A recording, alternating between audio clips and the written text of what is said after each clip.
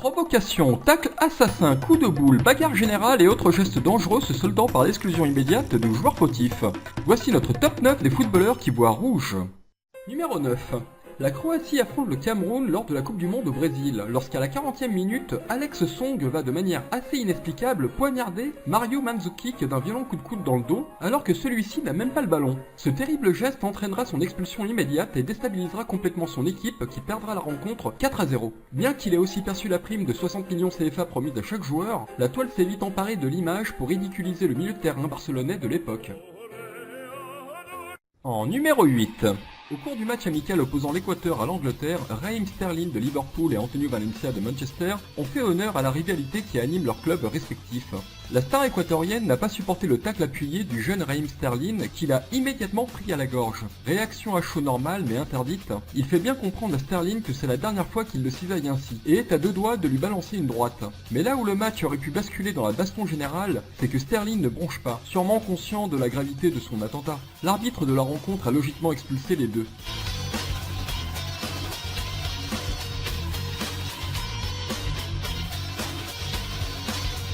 Numéro 7. Voilà ce qui se passe quand on mélange du jaune et du rouge. Ronaldinho en a fait les frais. Lors d'un match amical entre le Milan AC et l'Inter de Milan, le Brésilien du Milan, Ronaldinho, a reçu un carton rouge pour une simple contestation. Un peu sévère, me direz-vous? Oui, car l'arbitre de la rencontre, M. Gonzalez, s'est en effet trompé, ce qu'il a vu de suite. Il s'est alors empressé de rectifier son geste et de mettre un carton jaune à Ronaldinho. Le génie brésilien et M. Gonzalez ont préféré en rire et le jeu a pu reprendre par la suite.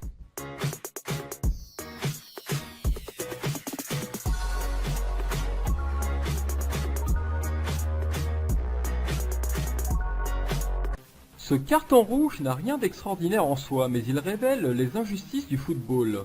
Fin des prolongations entre le Ghana et l'Uruguay.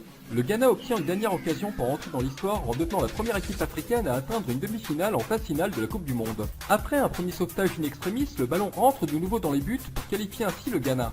C'est alors que Luis Suarez repousse le ballon, mais de la main. Le règlement du foot punit ce geste d'un penalty et d'un carton rouge.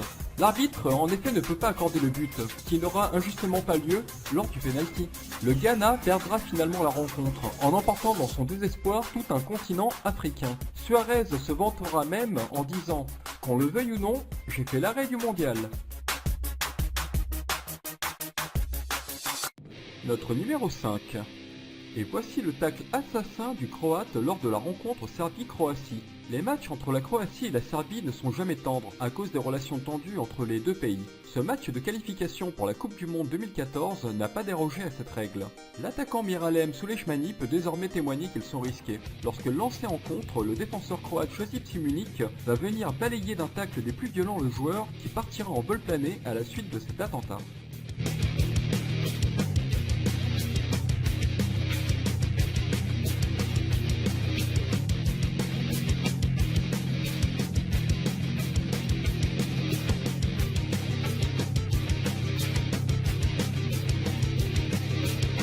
Notre numéro 4 nous vient du championnat du Koweït. Alors qu'il vient de siffler un penalty en faveur d'Al Arabi, l'arbitre se retrouve encerclé par les joueurs adverses, mécontents de sa décision. Les images qui vont suivre sont tout simplement surréalistes. L'arbitre va en effet complètement perdre son sang-froid en distribuant coups de poing et coups de pied à des joueurs qu'il expulsera à tour de rôle.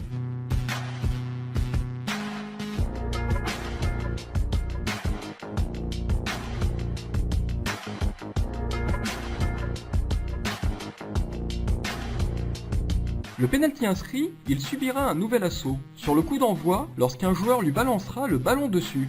Résultat des courses, 4 cartons rouges en l'espace de 5 minutes. L'association des arbitres français pense sérieusement à recruter ce collègue pour régler les problèmes de discipline en Ligue 1. Et voici notre numéro 3, le coup de sang de Mexès. C'est le défenseur français de l'AC Milan, Philippe Mexès, qui après avoir été provoqué toute une partie du match et suite à une faute en fin de partie, qui va venir étrangler son adversaire, le capitaine de la Lazio, avant de lui asséner un coup de poing dans les côtes.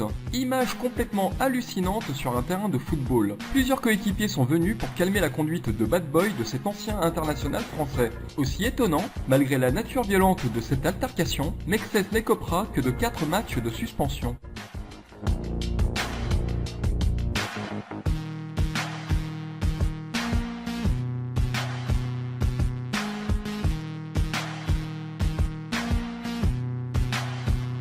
Notre numéro 2 nous ramène en 2009 et même si la qualité des images n'est pas au rendez-vous, nous ne pouvions pas faire l'impasse sur ce carton rouge d'anthologie de Pepe, qui, furieux d'avoir provoqué un pénalty sur Casquero, va se défouler tout d'abord de 2 coups de pied dans le dos, puis il reviendra sur l'homme à terre pour lui tirer les cheveux avant de l'achever en l'écrasant plusieurs fois. Il dégagera avec la même violence 2 partenaires venus défendre leurs coéquipiers. Tout se massacre devant les yeux de l'arbitre. Par la suite, Pepe demandera des excuses au monde du football, à Casquero, à sa famille, à ses coéquipiers et à tous les supporters.